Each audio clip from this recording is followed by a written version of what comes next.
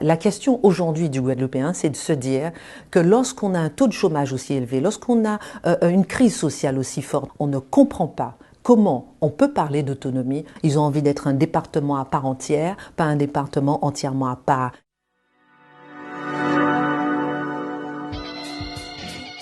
Je dirais que la Guadeloupe, c'est un département oublié. La Guadeloupe, c'est un département laissé pour compte. Crise sanitaire, crise identitaire, crise sociale, crise économique, crise politique, crise médiatique. Si on ne prend pas tous ces phénomènes en même temps, on ne peut pas comprendre ce qui se passe sur place. Crise sanitaire, comment peut-on imaginer un département qui n'a pas d'eau potable ? Ce matin, j'ai reçu un mail d'une femme qui a 3 000 € de facture d'eau à payer et elle n'a pas d'eau chez elle. Comment peut-on expliquer que depuis des années, les canalisations fuient ? Comment peut-on expliquer que les enfants vont à l'école avec des bouteilles d'eau dans leur cartable au lieu de livres ? Autre point au niveau de la crise sanitaire, le chlordécone. Comment peut-on ne pas parler du chlordécone ? Peut-on imaginer un seul instant cette psychose qui est sur place dans un département où le cancer de la prostate est le plus élevé au monde, alors que le chlordécone a été interdit dans le monde entier?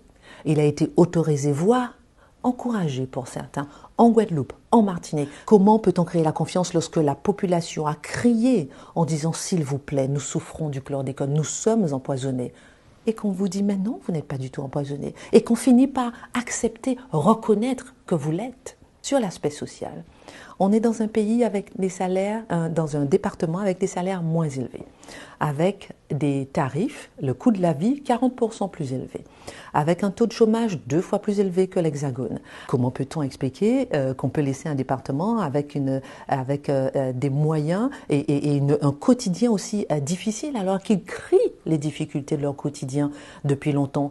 Au niveau de la crise économique, comment on peut aussi expliquer que dans un département, lorsqu'on veut acheter une box Internet à 100 gigas, on paie 70 € en Guadeloupe, la même box Internet en métropole, 200 gigas, 50 € par mois.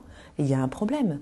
Passons maintenant à la crise identitaire. On ne peut pas comprendre ce qui se passe en Guadeloupe si on ne constate pas et on n'écoute pas ce que disent aussi les Guadeloupéens. Nous allons nous former en métropole, nous revenons, nous voulons des postes à responsabilité, nous ne les avons pas et ce ne sont pas des locaux qui ont des postes à responsabilité. Sur la crise médiatique, il y a une véritable défiance dans les médias locaux.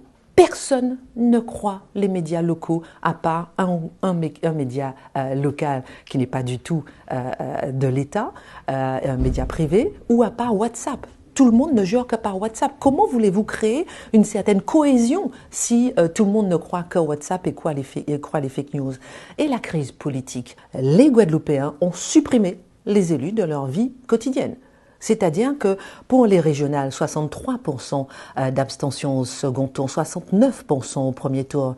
Il y a un problème avec la représentation des élus, la représentation des Guadeloupéens par les élus locaux. Les élus locaux ne semblent même pas véritablement au courant de ce qui se passe sur le terrain et les Guadeloupéens ne se sentent pas représentés par les élus locaux à qui ils crient depuis des décennies qu'ils ont soif, qu'ils ont besoin d'eau et que personne ne vient à leur secours.